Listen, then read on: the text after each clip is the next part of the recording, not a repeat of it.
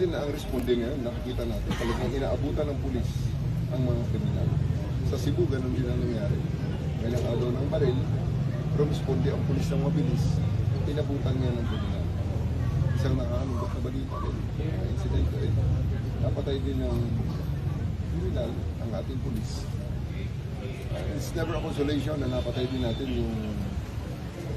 yung kriminal na nakapatay sa pulis natin. So, the same that happened in Cebu.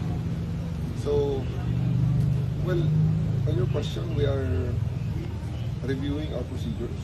We are also reviewing our mga SOPs para mamitigate ang danger. Kasi totoo talaga yan.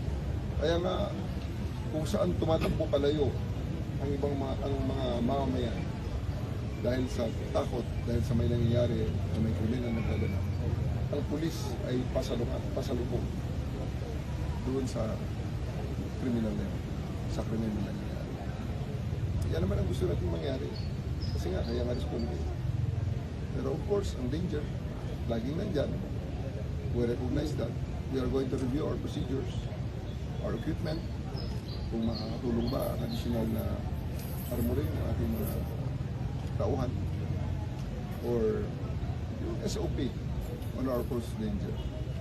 But be that as it may, meron man yan. Isa lang talaga sigurado natin gustong emphasize dito na